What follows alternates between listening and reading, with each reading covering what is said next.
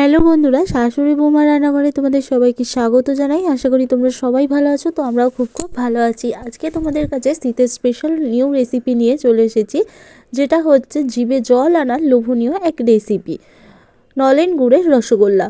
তো বেসিক্যালি এখন মিষ্টির দোকানে এই শীতের সিজনে বেশিরভাগ এই নলেন গুড়ের রসগোল্লাই বিক্রি হয়।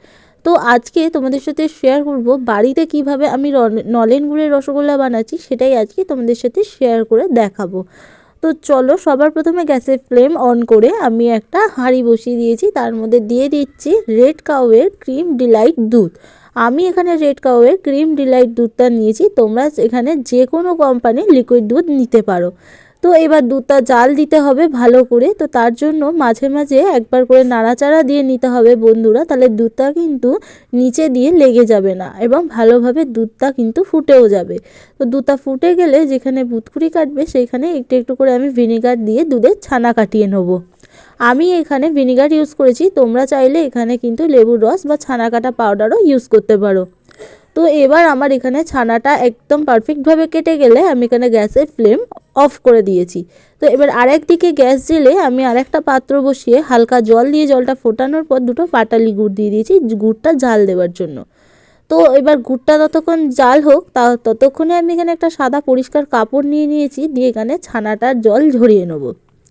তো দেখো ছানাটার জল চিপে জল ঝরিয়ে নিচ্ছি। তার এবার ছানাটার মধ্যে আরেকটু পরিষ্কার ঠান্ডা জল দিয়ে দেবো, যাতে ভিনেগারটা দিয়েছি সেই গন্ধটা না আসে, তার জন্যই কিন্তু একটু হালকা জল দিয়ে ধুয়ে নিতে হবে। তো এবার দেখো এখানে আমি কলের মাথায় বেঁধে দিচ্ছি যাতে জলটা ঝরে যায়। তো তোমরা যে কোনো ভারী জিনিস চাপিয়েও রাখতে পারো যাতে জলটা খুব ভালো মতো বেরিয়ে যেতে পারে ছানা থেকে। তো গুড়টা এখানে ফুটে গেলে আমি ছাঁকনি করে ছেঁকে নেবো।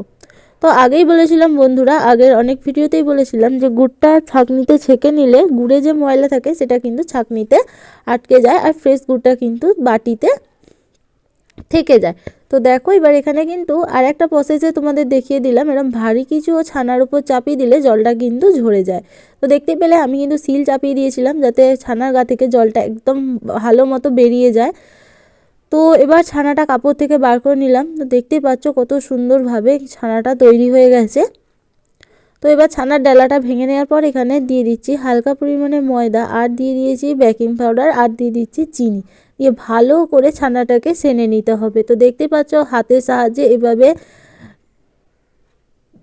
ঠিক মেখে নিয়েছি। তো এবার দেখো মাখা হয়ে গেলে ছানাটা হাতও পরিষ্কার এবং থালাটাও পরিষ্কার, দেখতেই পাচ্ছ একটুকু হাতে বা থালার গায়েও লেগে নেই।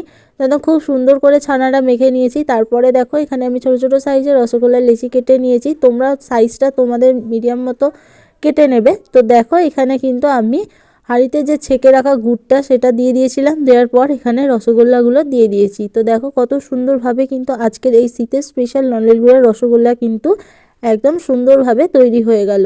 তো গরম গরম রসগোল্লা কার কার খেতে ভালো লাগে তারা কিন্তু প্লিজ কমেন্টে জানাবে। আর এই শীতের সময় নলেন গুড়ের রসগোল্লা কারা বেশি পছন্দ করো তারাও কিন্তু কমেন্টে জানাতে ভুলবে না। ভালো লাগলে একটা সাবস্ক্রাইব করে দিও।